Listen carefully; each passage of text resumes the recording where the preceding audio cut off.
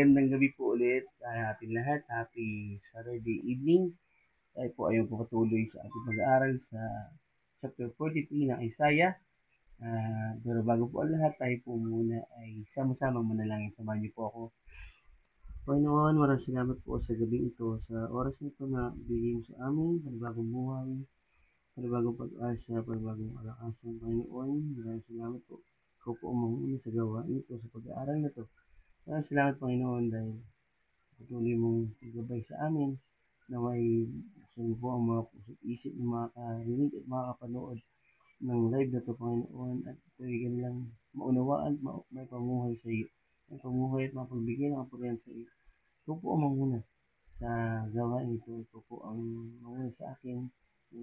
Yung gagamitin bilang tagapanguna sa gabi ito. Ibigay niyo po ang pamilya ko at ang mga kapatid ko sa dating lives, ang mga nasa biyahe, Panginoon, na may magkaroon sila ng stable na connection. Iba rin po ang bawat isa, Panginoon. Kaya ko lamang po tinataas ang lahat. Kalooban niyo lamang po ang mangyayari. In Jesus' name, amen. Yan, so maraming salamat po sa nag-join na, no? Medyo hindi lang po nakikita yung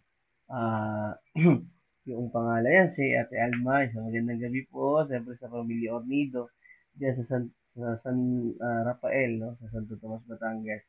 Yan, so tayo po ay papatuloy, no? At kahapon nga po, ang talata 14 hanggang 17 ay papatuloy noon nung pagpapalaya mula sa Babylonia. Ito nga pong 14 ay sinabi ni Yahweh na ang tagapagligtas. Sinabi ni Yahweh, ang tagapagligtas at banal na Diyos ng Israel, magpapadala ako ng hukbo laban sa Babylonia. Alang-alang sa iyo, gigibain ko ang mga pintuan ng kanyang lungsod at mauuwi lamang sa iyakan ng kasayahan ng mga taga-paroon. Magandang gabi, Pastor Landing. Yan. Nakita ko nag-message ka pa. No? Salamat po at nandiyan na po kayo. Yan. So, tumutukoy nga po ito sa gagawin ng Panginoon na pagpapadala ng bansa na gagamitin niya upang palayain ang kanyang bayan mula sa pagkabihag sa Babylonia. At dito nga rin ay tumutukoy din to sa gagawin niya na hakbang upang ang tao ay ang mga Babylonia ay kanyang lilipulin, no? At sasakupin. At nabanggit din dito yung gigibain ng mga pintuan. Ito'y tumutukoy sa pagkasira ng kalakasan or ng yung usaping militar, no? Alam naman natin ang magandang gabi, Sister Irene, yan. Alam din natin na ang militar o hukbo ng Babylonia ay tumutukoy sa kanilang kalakasan. Subalit dito nga po, ang paggiba sa kanyang mga pinto ay tumutukoy sa pagbagsak ng kanilang pagmamalaki at pagmamataas. At ganoon din sa 15, ako si Yahweh, ako ang iyong Diyos na banal, ang hari ng Israel na sa iyo'y lumalang. No, isang paalaala mula sa kanyang bayan na ang Panginoon ang tanging pumili at dumikha sa kanila. Ang kabanalan ng Diyos na makikita dito sa pagkilos niya para pagpalayain ang kanyang bayan ay masasabi nating na may katiyakan at kasiguraduhan ng kanyang mga pangako. So sa 16, iyan ang sinasabi ni Yahweh na siyang gumawa ng daan sa gitna ng dagat, no? Ito yung pagkilos ng Panginoon sa mahimalang pangyayari na tumutukoy din, no, doon sa pagkaaroon ng paghahati doon sa Red Sea at para magkaroon ng daan upang makalampas sila habang sila hinahabol ng Ehipto, no? So ito ay makikita natin na ang pagkilos ng Diyos ay talaga namang natatanging walang kaparis, no? Sa verse 17, siya ang nanguna upang malupig ang isang malaking hukbo. Nilipol niya ang kanilang mga kabayo at ang kanilang mga karwahe. Winasak sila'y nabuwal at hindi na nakabangon para si isang ilaw na namatay ang dinas, no? Instantly, no?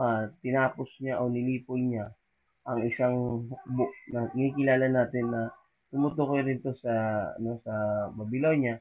At ganoon din, no, may part ng uh, ng Ehipto, no? Naalala natin na yung mga karwahe at mga bilang ng mga alagad ng Parao at ah, ng Ehipto ay makita natin at sila ay nilipol, no? At hindi na sila nakaalis at nalunod nga sila nung na, na kumilos na ang Panginoon doon sa pagbabalik sa dagat.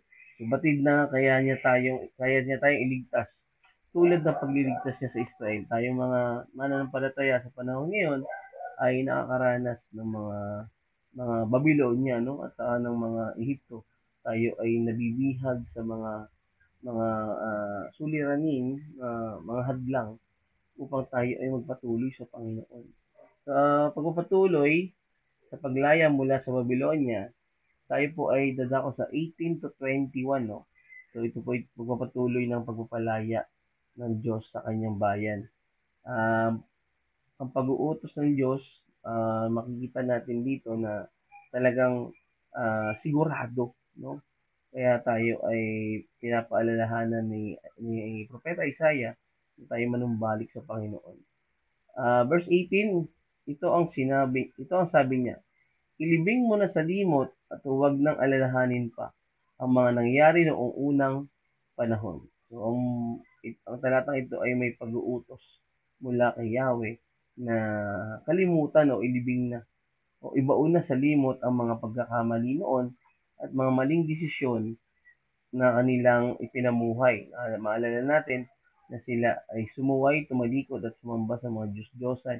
Balit dito noong na sila ay ah, nasakop at naging bihag ng Babylonia ay sa loob ng maraming taon ay nandun po yung ano no, nandun po yung samot-saring mga karanasan at pakiramdam ng Israelita. Pero dito ay naghihikayat ng pagbabago, no? Pagtuon simula sa nakaraang kaganapan o mula sa nakalipas na karanasan patungo doon sa kasalukuyan kasalukuyan at sa hinaharap. Ibig sabihin, sinasabi po dito ng Panginoon na yung mga nangyayari before, especially yung tinutukoy dito yung pagkakabihag, no, ay nakita natin kung bakit sila nabihag. Alam natin na sila ay pinaparusahan o dinidisiplina ng Panginoon. At dahil nga sa kanilang pagsuway, pagtalikod, at mga pagsamba sa mga Diyos-Diyosan, ay ito yung gustong sabihin, no, ng ni Yahweh na huwag nyo nang balikan pa, huwag nyo nang ulitin pa ang mga naging desisyon nyo kung bakit kayo nakaranas ng kahirapan. So, tulad din ng mga sitwasyon natin ngayon. Ito po'y akmang-akma sa sitwasyon ng bawat isa, lalo na ako, no? Ah, talagang medyo kailangan nating harapin yung pagtuturo o pagdidisiplina ng Panginoon. So later on, di-discuss ko po, no? So, ang mga Israelita ay nasa pagkatapon at ang mga dating bagay na tinutukoy dito ay ito yung mga nakaraang kanilang kasalanan, no? Naging kasalanan kay Yahweh, mga kabiguan na maging sa mga mahimalang pangyayari na makikita natin doon sa aklat ng Exodus. So, ang panawagan na ito ay nagsasabi para sa mga Israelita na wag nang isipin pa ang mga nakalipas na pangyayari. Kakalimutan na lang ba? Hindi. Ang ibig sabihin nito is matuto, no? Matuto mula doon sa nakaraang mga pagkakamali. Matuto, matauhan sa mga bagay na hindi nagbigay ng kaluguran sa Panginoon. Dahil dito ay panawagan nito nagsasabi para sa mga Israelita na ito ay may gagawin ang Panginoon. May gagawin siyang pagbabago o restoration sa buhay ng mga ito. Naayon ito sa tema ng kasulatan, no? Sa buong Biblia, tumutukoy ito sa pagtubos at pagpapanibago na gagawin ng Diyos. So, tulad ng makikita natin sa aklat ng Pilipos, chapter 3, verse 13 to 14, kung saan binanggit ni Pablo ang paglimot sa kung ano ang nasa likuran at pilit patungo sa kung ano ang nasa unahan. No, ito ay binibigyan diin ang kakayahan ng Diyos na magbago at magsagawa ng restoration para sa kanyang bayan. At ito nag-aalok ng panibagong buhay, panibagong simula, at syempre ng pag-asa. So tayo po ay ang mga Israelita ay namuhay sa kasalanan at ginawa nga ng Panginoon ay nandoon po yung pagtutuwid, no? Si Yahweh nga po is makatuwiran, no? He is just na kailangan niya turuan ang kanyang bayan upang ito ay matuto, no? Ito ay tumutukoy din sa ano, no? Sa pagbabago na gagawin ng Panginoon. So wag pansinin ang mga bagay o limutin na ang mga nakaraan, no? Ito ay nagpapatibay sa ideya ng paglipat o pag-divert, no, from being yung namumuhay sa nakaraan, papunta doon sa bagong panimula, no. Alam natin ang kasaysayan ng Israelita ay nandun po yung ugnayan ng tipan ng Diyos sa kanila na itinatag sa Sinai, no. Pero dito nga po ay sila ang parang sumira, no, dahil sa kanilang pamumuhay. Ito ay nagmumungkahi sa bagong tipan gaya ng propesiya sa Jeremias chapter 31 verse 31 to 34 kung saan nangako ang Diyos ng isang bagong kaugnayan, no, sa kanyang mga tao. Sa kultura, ito ay isang radikal na pagbabago para sa mga Israelita na nagbibigay ng malaking kahalagahan sa tradisyon at kasaysayan. Itinuturo nito ang tumutukoy ito sa pagdating ng Panginoong Hesus na tutupad sa layunin sa pangako ng Panginoon. Ito ay nagpapakita ng isang bagong tipan sa pamamagitan ng kanyang kamatayan at muling pagkabuhay.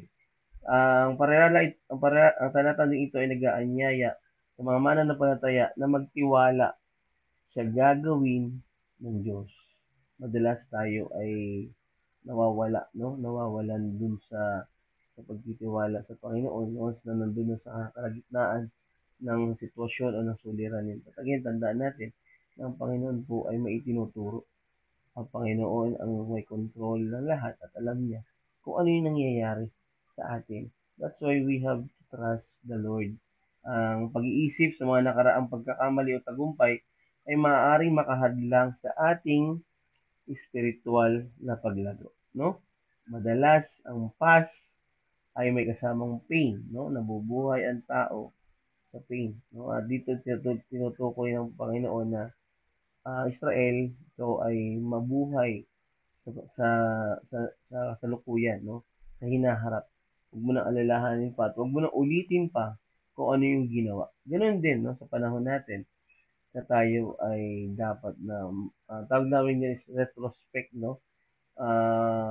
Alalahanin natin yung mga dapat nating dalhin sa hinaharap upang ito'y magamit natin at hindi tayo magkasala o mamuhay doon sa dati nating pagkakamali.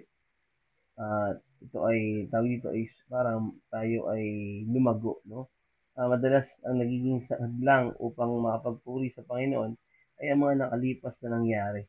Sa mga nakaraan na hindi malimutan, ang talata ay nagmumungkahi na talikuran o limutin na o ibaon na sa limot ang mga ganoong sitwasyon, no? Bagkus ay magtiwala at mag-focus sa gagawin ng Panginoon sa buhay ng tao.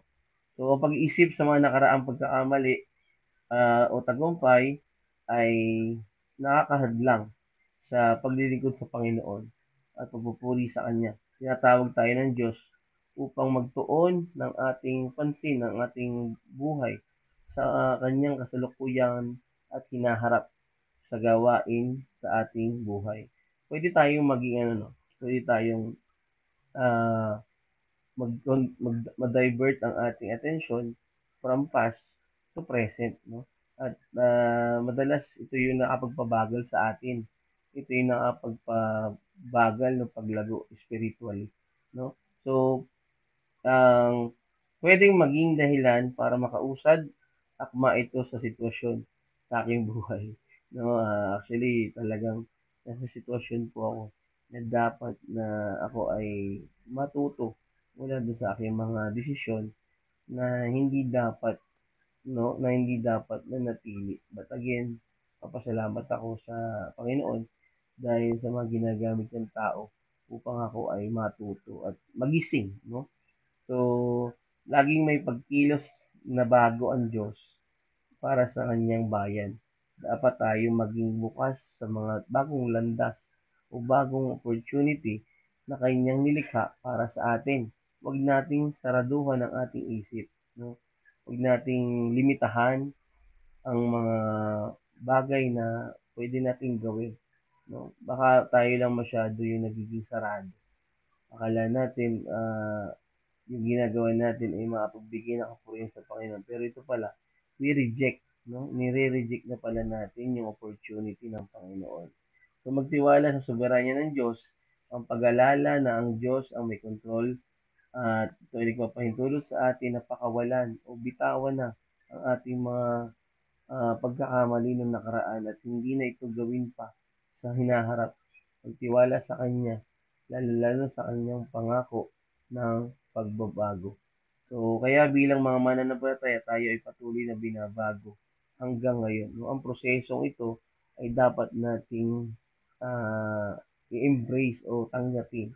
No, ito ay nangangailangan sa atin upang mas lalo tayong umusad at lumago. At again, ang pagbitaw o paglimot sa mga ito ay hindi nagsasabi na totally lilimutan mo lahat. Kundi dalhin ang mga bagay na matuto tayo. No? Matuto tayo mula sa ating nakaraan. Retrospect, kapag masyado nakapokus sa nakaraan, ay mananatili sa sakit at nakasanayan. So again, tayo mga batid ay matuto. No? Hindi mauto ng nakaraan o mamuhay sa maling nakasanayan. So, verse 19, masdan mo ako ay gagawa ng isang bagong bagay. Ito'y nagaganap na. Hindi mo pa ba nakikita? Gagawa ako ng isang daanan sa gitna ng disyerto at magkakaroon ng ilog sa lugar na ito. So, ito ay isang banal na pagpapahayag ng Panginoon. No? Tinutukoy dito ang pagpapalaya ng Diyos sa mga Israelita mula sa Babylonia. Ito ay sumasagisag sa isang bagong simula at isang bagong tipan. So, tinuturo nito ang soberanya ng Diyos at ang kanyang kakayahang magdulot ng pagbabago. No? Yung sinasabing masdan mo, give your attention doon sa gagawin niya na isang bagong simula, no? Para sa kanyang bayan. Pero dito nga po, no, nangyayari na dahil ngayon pa lang ay dumating na. Ibig sabihin nito ay ito ay binibigyan diin ng katiyakan at malapit na pagkilos ng Diyos sa pagpapalaya sa kanyang bayan. So ito na po yun. No? Maalala natin sa Isaiah 40, no, mayroong mga tanong ang mga Israelita during captivity na nasa na ang Diyos, ba't hindi namin maramdaman o kumikilos ba siya para sa amin, no? May ganong tayong daanan ng pag-aaral. Ngayon pa lang dito nakikita natin na nagpapakita ito ng katiyakan ng kanyang pangako, no? Lalo-lalo yung sa kaligtasan. At ito ay pangako na dapat nating panghawakan. Yun po yung pagtitiwala natin sa kanya, no? Sa mga sitwasyon natin sa buhay ay yung hindi nawawala yung ating buong tiwala, yung pananampalataya at yung asa na binibigay niya sa atin. So nagpapakita ng kanyang katapatan at katiyakan na pagliligtas at naglalarawan din ito ng kanyang pangako na pagdating ng Panginoong Hesus na tutupad sa pangako ng Diyos at nagdadala ng espiritual na pagbabago sa atin. Ito ay paulit-ulit na binabanggit isang panawagan para sa mananampalataya at pangunawa tulad ng nakikita sa mga turo ng Panginoong Hesus kung saan madalas niyang hinihimok o inaanyayahan ang kanyang mga tagasunod na magkaroon ng mga mata upang makakita at mga tenga upang makarinig, no? Yung awareness, yung ating pagiging attentive, yung ating pagkakaroon ng karunungan, no? wag nating hayaan na hindi ito nakikita ng ating mga mata. Ang imaheng ito ay ang paggawa ng daan sa ilang ay iginuhit, no, sa aklat, no, ng Exodus, na kung saan pinangunahan ng Diyos ang Israelita sa disyerto patungo sa lupang pangako. Ito nga po ay nagpahiwatig ng paglalaan at patnubay ng Diyos. Maalala natin, sa mga nakalipas na kabanata, no? Yung habang naglalakad o uh, naglalakbay ang mga Israelita ay nandun yung ulap na nagbibigay ng lilim at ang araw nagbibigay ng liwanag. Ito po ang pagkilos ng Panginoon sa kanyang bayan. At ganoon din sa atin sa panahon yan na tayo ay patuloy na sinasamahan ng Diyos sa kabila ng mga kabigatan at pagdurusa. No?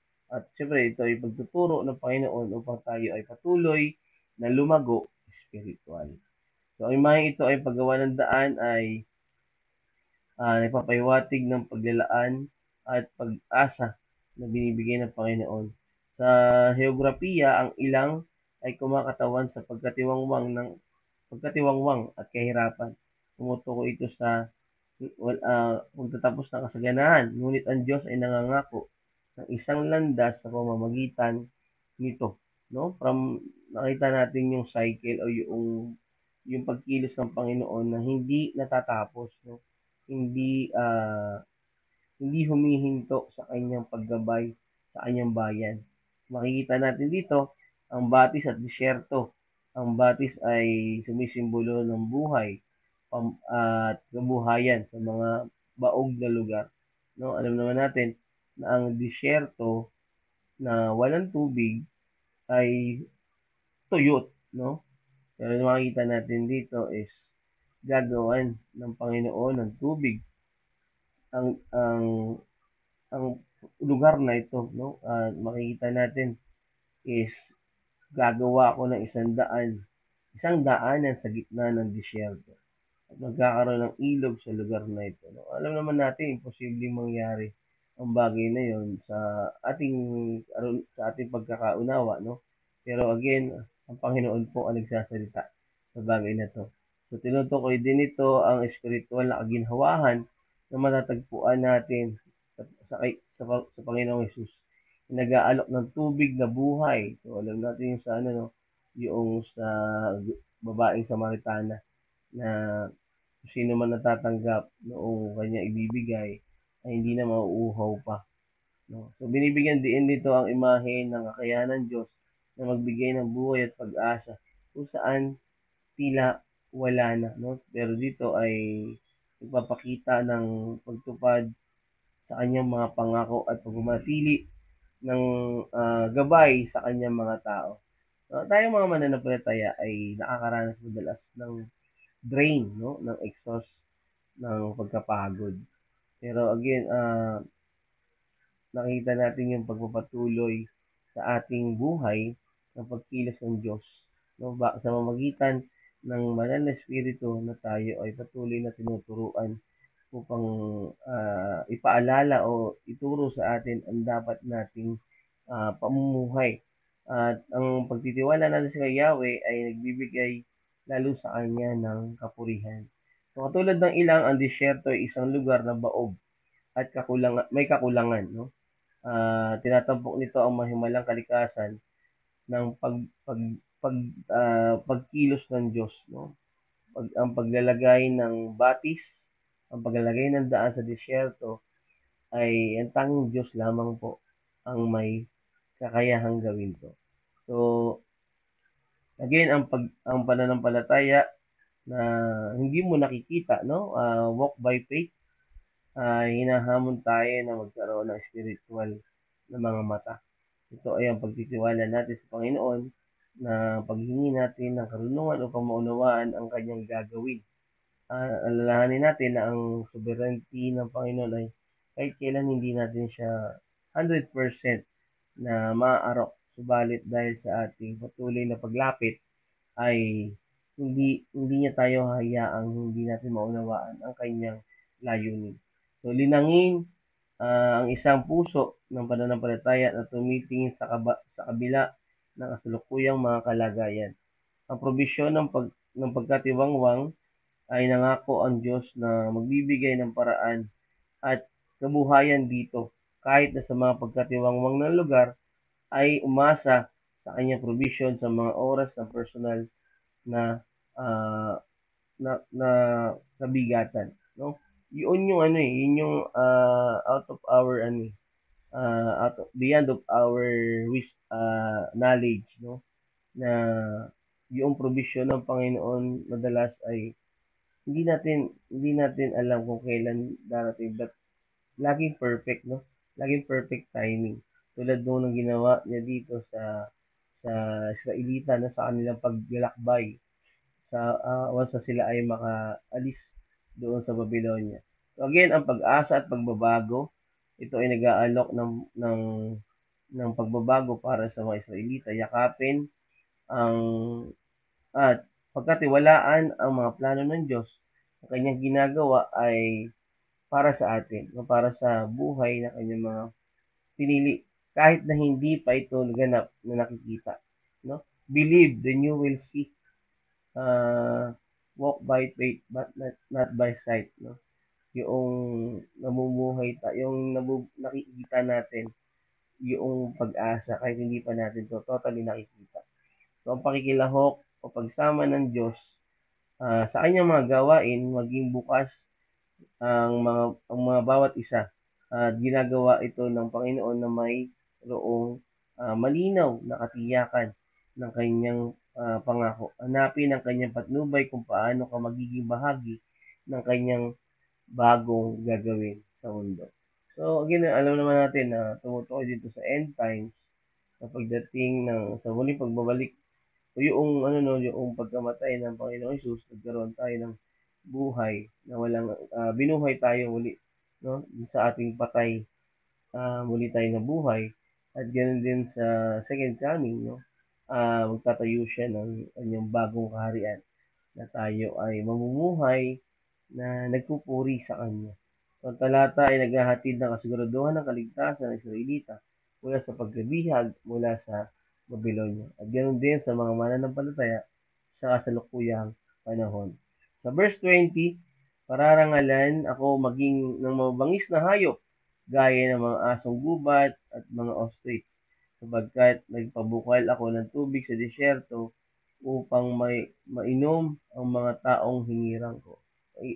Kita natin tumutukoy po ito sa pagkilos ng Panginoon sa kanyang gagawing mga pagbabago, no? Sa kanyang gagawing mga ah, pagkilos dito sa disyerto. Ito ay tumutukoy sa kanyang kapangyarihan at kalulatian. Ang kanyang ah, pagiging banal na Diyos ay nagpapakita ng kanyang walang di natatapos na pagka malikhain, no? So, gaya ng mga asong gubat, sila ay magpupuri sa Panginoon. Parehala ito ay nagpapakita ng pagkilala sa Panginoon sa kanyang soberanya na umabot hanggang sa kaharian ng mga hayop, no? So, sa mga ostrich na nabanggit sa mga asong gubat. Sa Biblia, ang mga hayop ay madalas na sumasagisag sa mga bansa o mga tao. So, sa Daniel 7, verse 37, no, ang imahe ng mga hayop ay nagpaparangal sa Diyos at nagmumungkahi ng pagbabalik sa kanyang pagkakaisa sa nilikha. Ito ay nagpapaalala ng kapayapaan sa lahat. Binibigyan din ito ang kapangyarihan ng Diyos sa lahat ng nilikha. Tulad ng sinabi no, na makikita natin sa awit 148, 10-30 na kung saan ang lahat ng mga nilalang ay tinawag upang magpuri o purihin ang Panginoon.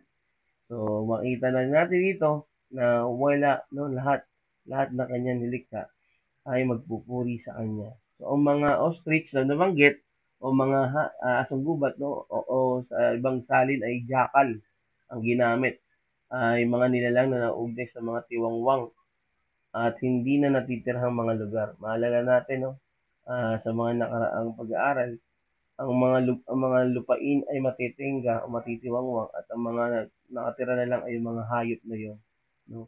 na na nagpapakita ito ng pagbagsak or pagkatigil ng katiwasayan, no? Ang kanilang pagbanggit dito ay nagbibigay din sa pagbabago ng mga tigang na lupain sa mga lugar ng buhay at kasaganahan, no? From masagana napunta doon sa sobrang hirap na sitwasyon. Wala nang halos buhay, no? Pero again, ang Panginoon ang kikilos upang magkaroon ng pagbabago at ng bagong simula. So ito ay paglalarawan para sa espiritual na pagpapanibago at pagpapanumbalik ng mga Israelita na sumasalamin sa kapangyarihan ng Diyos na magbigay ng buhay kung saan wala na. Again, ito po yung pag-asa na binibigay ng Yahweh. Ito ay naglalarawan sa kanyang ibibigay na nag-iisang anak, no? Sa kanyang bugtong na anak. Pero, pero aside doon, syempre yung paglaya nila. Ito ay panibagong simula para sa kanila. At ang pagkamatayan ng Panginoong Hesus ay nagbibigay ng pag-asa sa lahat para magkaroon ng buhay na bagong buhay.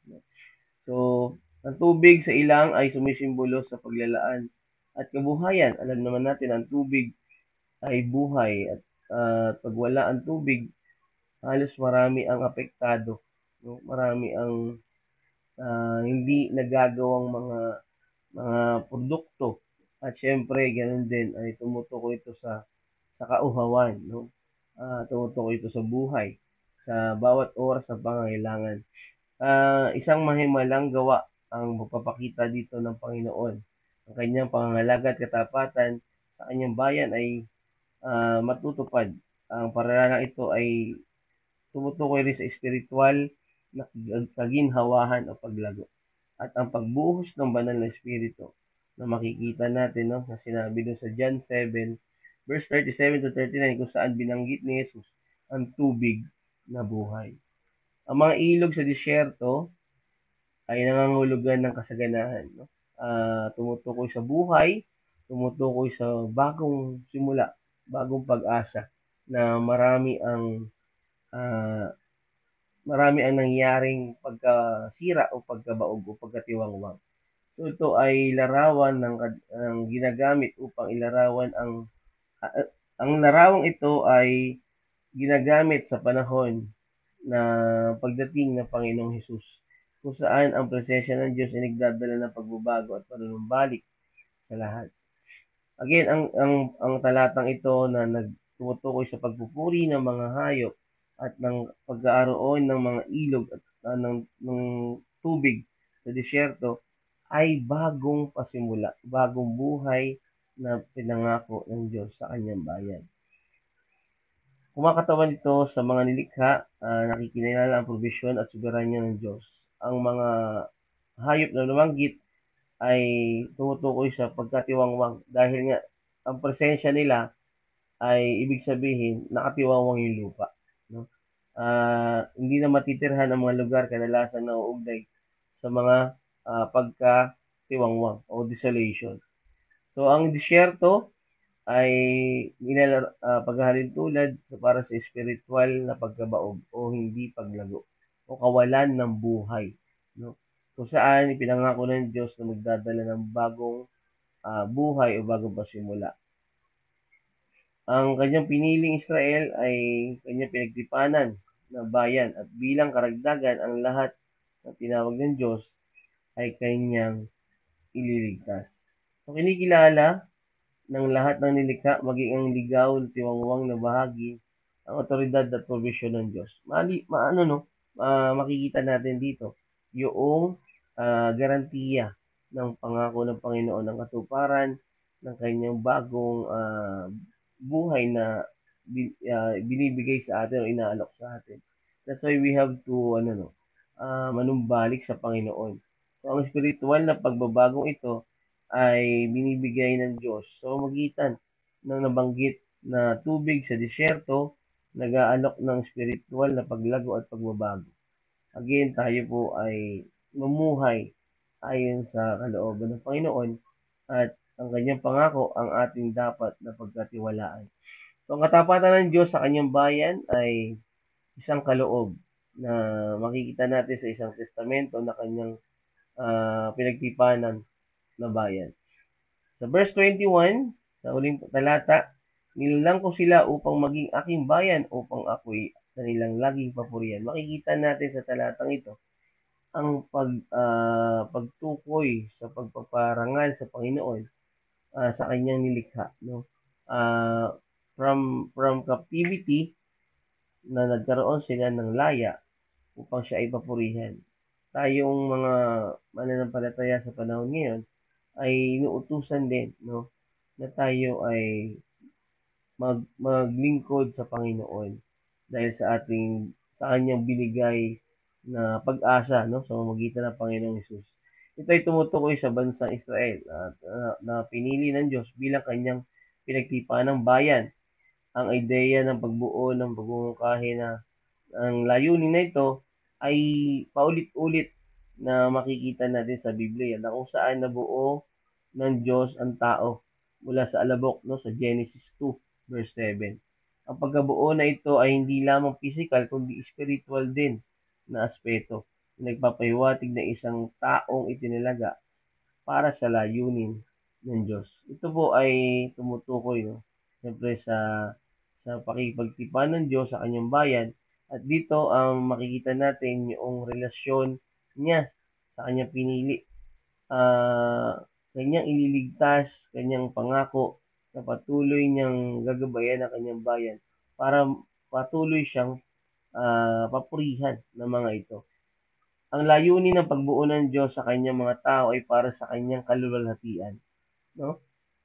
Doon pa rin po, yun pa rin po yung pinaka layunin ng Panginoon, ang pagdedeklara o pagsabi na papurihan siya sa isang gawa ng pagsamba at pagkilala sa soberanya at kabutihan ng Diyos. At ito nga po ay tumutukoy sa kanyang bayan na papupurihan siya sa kabila ng mga ginawa niyang pagliligtas at gabay sa pamamagitan ng pag-awit, sakripisyo, at pagsunod sa mga utos ng Diyos. Tayo mga mananampalataya sa panahon ngayon, tayo ay inaanyaya o inaalok na tayo ay magkaroon ng oras sa paglilingkod sa Panginoon. Mamuhay tayo, no? Tulad ng kanyang binanggit dito sa talata, ang bawat pagtutuon natin ng oras, panumbalik sa Panginoon at paglilingkod sa Kanya, ang mas makapagbigay sa Kanya ng kapurihan. Tayo ay mamuhay sa presensya ng Diyos. Nilalarawan din ito ang tungkulin ng simbahan. Ang mga members sa church na tinawag upang ipahayag ang kanyang kadakilaan, yung gospel, no? Sharing the good news, sharing the gospel sa mga tao, no? Pinakahuling katuparan ng pahayag na ito ay matatagpuan sa Panginoong Hesus na ganap na niluwalhati ang Ama. Sa pamamagitan niya, balang araw ay kikilalanin ng lahat ng nilikha ang kapurihan sa Panginoon.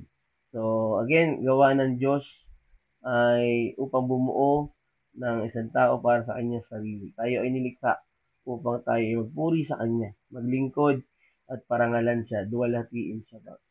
Yan. So, ang layunin ng paglikha ay yun nga, no, tulad ng nabanggit ko kanina. At again, kilalanin ang ang pagkilos ng Panginoon. Tayo ay patuloy na magtiwala sa kanyang pangako ng kaligtasan at pagbabago. So, yung papuri na tinutukoy dito is yung mangyayari, no, sa bawat nangyayari sa buhay natin. Hindi lang yung sa end times, kundi sa bawat araw na tayo ay nabubuhay, no? Pagkagising pa lang natin sa umaga, tayo ay magpuri at magbigay ng pasasalamat sa Panginoon. So, ang pagpapahayag ng pagpupuri sa Diyos ay hindi dapat limitado, no? Sa mga serbisyo, sa mga paglilingkod at pagsamba, dapat ito ay hindi lang isang araw kundi araw-araw. So, dito ang pagpapahayag ng pagpasalamat at pagkilala sa kanyang soberanya. So, ang pagtumbos at panunumbalik ng Panginoon sa kanyang bayan. Sa panahon ng pagkatapos ng paghihirap, ay nananatili ang layunin niya para sa atin. Tinubos at ibinalik niya tayo upang matupad ang ating mga tungkulin, no? Grabe, yung pagkilos ng Panginoon ay para sa atin upang tayo ay maglingkod sa Kanya. Nung inilalagay niya talaga, ibinabalik niya tayo dun sa pagtatawag sa atin, sa ating layunin, sa ating purpose. So, bilang isang sama-samang katawan, ang simbahan ay tinatawag na isang komunidad upang magpatuloy sa pagpapahayag ng pagpupuri sa Panginoon. Ah, nakakaapekto nakakaapekto o may epekto sa mundo at sa paligid natin. Makikita natin dito ang layunin ng Panginoon sa bawat isa, sa bawat tao na kanyang tinawag. Ang pangako na pagpapalaya sa mga Israelita ay tinupad ng Diyos at ang kanyang bayan ay papupurihan siya. No? Alala natin na wala nang nakatawid doon sa wilderness doon sa lupang pangako ng mga first generation, no? At ito po ay ang mga sumunod na henerasyon na ang nakatawid, no? Ito po yung binabanggit din doon sa remnants of the Israel. So tulad ng pagdating ni Jesus, tayo ay ililigtas mula sa kasalanan upang magkaroon ng buhay na walang hanggan. At sa muling pagbabalik ni Jesus, tatayo niya ang kanyang bagong kaharian at ang lahat ng kanyang ililigtas, no? Tayo, ng mga totoong nanampalataya, ay magpupuri sa Kanya. So tayo po ay mamumuhay nang wala ng gulo, wala ng alitan, wala ng away, kundi puro pagpupuri na lang. Patuloy tayong aawit at para papurihan ng Panginoon. So, yun lang po. Doon muna po natin tinatapos ang apat na talatang ito, no? Ang patuloy na pagpapalaya ng Diyos sa Israelita mula sa Babylonia. So, yan po. Tayo po muna ay hihinto sa pag-aaral ito. Bukas po muli ay ang huling bahagi, no, ng chapter 43, yung 22 to 22, no, hanggang dun sa last part na talata. So, yan. Maraming salamat po sa nakasama ko ngayong gabi. Uh, Yan, sila Sis Irene, Pastor Landing, Ate Alma, sa lahat po ng mga dumaan na hindi ko nakita. No? So, tayo po ay sama-samang manalangin. Samahan niyo po ako. Panginoon, maraming salamat po sa panibagong buhay na binigay mo sa amin, panibagong pasimula. Patuloy mo po kami binibigyan ng buhay na walang buhay at kalakasan. Maraming salamat po sa pag-aaral na to. Naway ito po ay naunawaan ng bawat isa at ito ay maipamuhay. Ikaw ang maitaas at mapapurihan.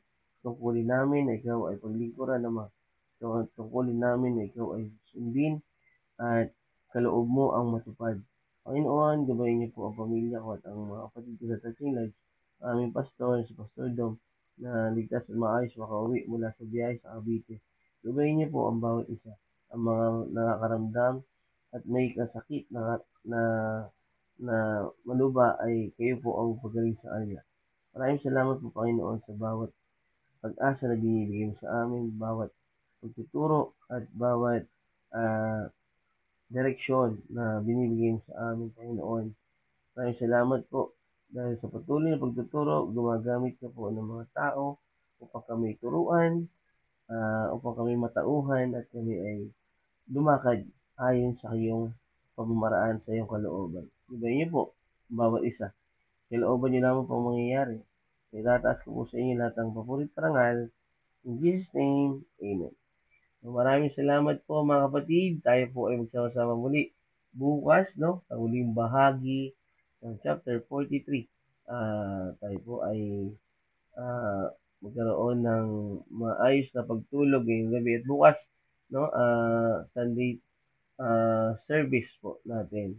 May church po tayo bukas at huwag na masyado magpuyat para maaga tayo makapunta sa church. So maraming salamat po.